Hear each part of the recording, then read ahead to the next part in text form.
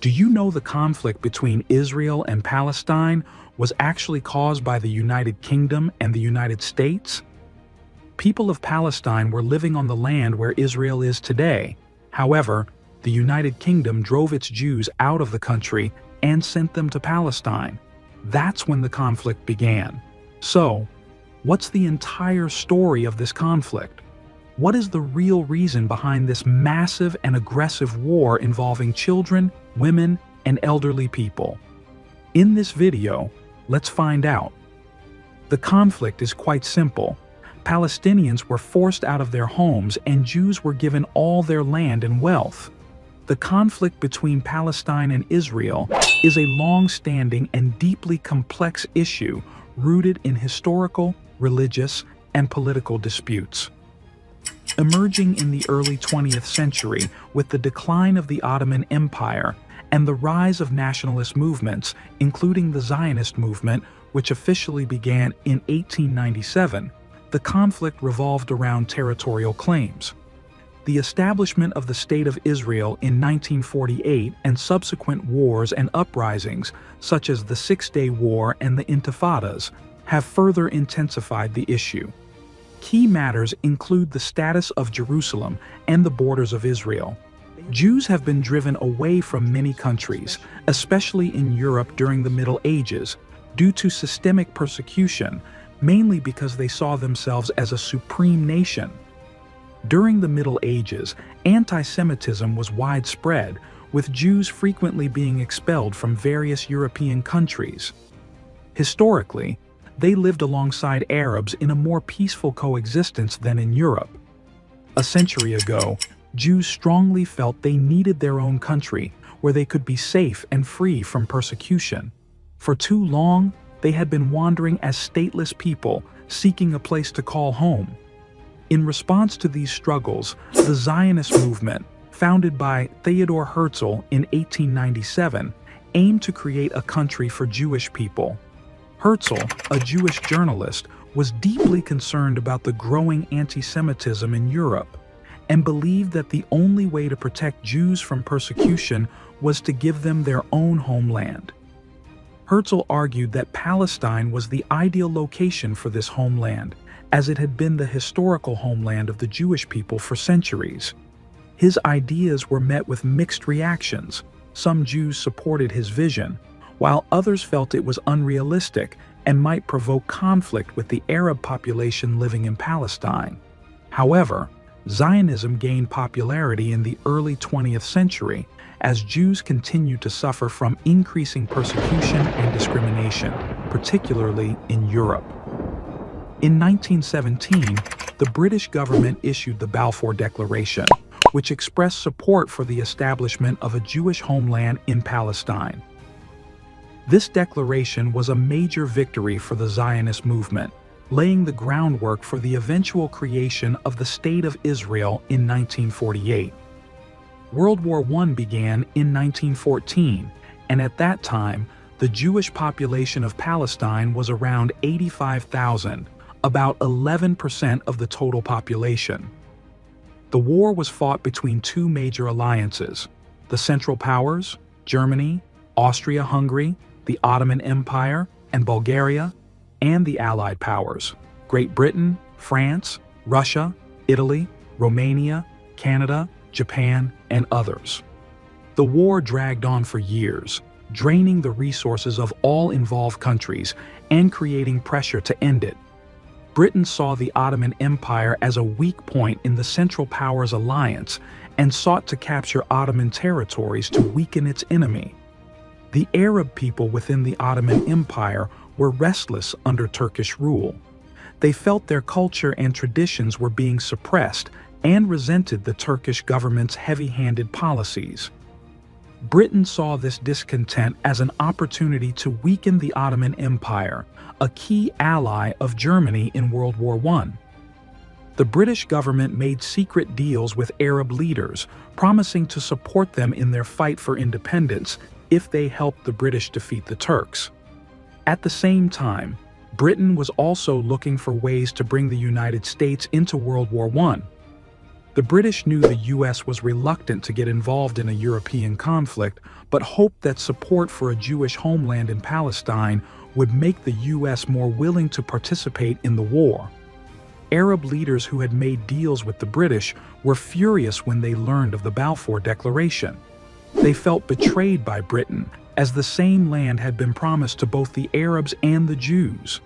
Additionally, Britain signed a secret agreement with France, the Sykes-Picot Agreement, to divide the Ottoman Empire's Arab territories between them after the war. This agreement was made without the knowledge or consent of the Arabs and demonstrated Britain's double-dealing strategy to win support during the war. Britain was making unrealistic promises to all sides in order to secure alliances in World War I. In truth, they did not have the resources or genuine interest in giving either the Arabs or Jews complete freedom. After the war, Britain and France divided the Middle East into zones of influence. Britain took control of Iraq, Palestine, and Jordan, while France took control of Syria and Lebanon. Britain already controlled Egypt, so they now dominated the entire Suez Canal zone. In November 1918, World War I ended, and Britain continued its control over Palestine under the League of Nations mandate. British policies allowed for a significant number of Jewish immigrants to enter the region, alarming Palestinian Arabs, who feared that they would be outnumbered and displaced. The Jewish population of Palestine grew from 7% in 1918 to 33% by 1930.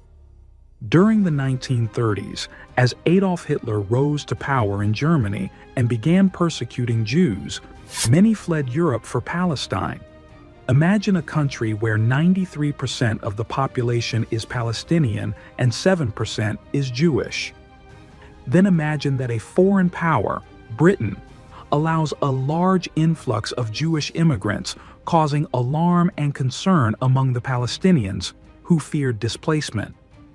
This dynamic contributed to growing tension between the two groups. After World War II, the United Nations was tasked with creating a new order that would prevent future conflicts. One of the challenges the UN faced was the question of Palestine. Britain, which had controlled Palestine under the League of Nations mandate since World War I, was now withdrawing from the region. The United Nations proposed a plan to divide Palestine into two states, one for the Jews and one for the Arabs, based on the belief that both groups had the right to a homeland in Palestine. In 1948, the Jews declared independence and established the State of Israel. This sparked the 1948 Arab-Israeli War, which resulted in the displacement of hundreds of thousands of Palestinians, creating a refugee crisis that continues to this day. After the establishment of Israel, the Jewish population in the region grew rapidly due to immigration from Europe and North America, as well as natural population growth. This increase in the Jewish population and the expansion of Israeli territory occurred through various means, including land confiscation, settlement building, and military conquest. Meanwhile, Palestinian territory shrank due to displacement, land confiscation, and settlement activity. The West Bank and the Gaza Strip remained under Palestinian control after the British left Palestine in 1948, but the rest of Palestine came under Israeli control.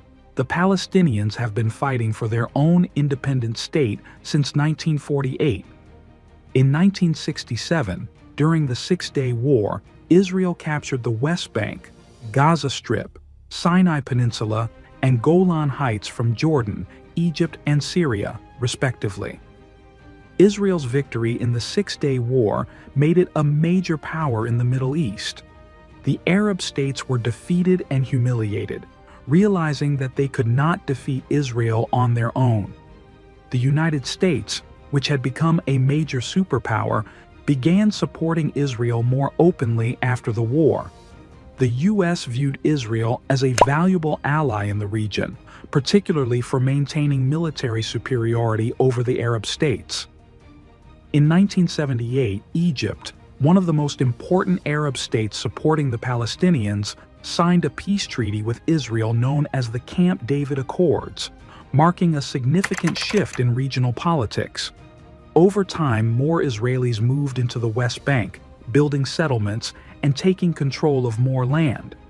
This angered Palestinians, who responded with a revolution called the First Intifada in 1987. During this time, groups like Hamas emerged. According to the Oslo Accords, 1993, the West Bank was divided into 3 regions. Region A, fully controlled by Palestinians. Region B, under the joint control of Israelis and Palestinians. And Region C, fully controlled by Israelis. This agreement gave Israelis control over much of the West Bank, while Palestinians were granted limited autonomy in specific areas.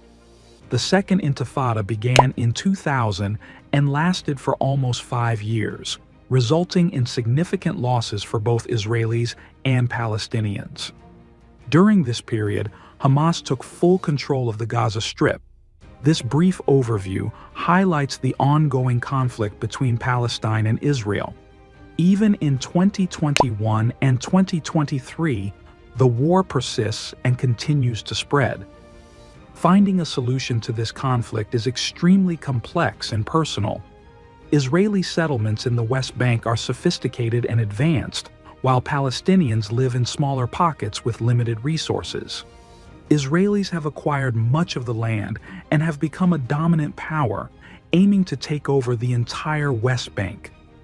They invest heavily in the area for this purpose, while the Palestinians who lost their land hope that one day they might regain it. The question now is whether a solution can be found. The roots of this problem can trace back to Britain creating an issue during World War I, which was then left for the native people of the land to fight over. Finding a solution to this conflict is extremely complicated and personal. Please subscribe to our channel, hit the notification bell to stay updated, share this video with others, and give it a thumbs up. Your support allows us to continue exploring and discussing critical issues. Thank you for being a part of this conversation.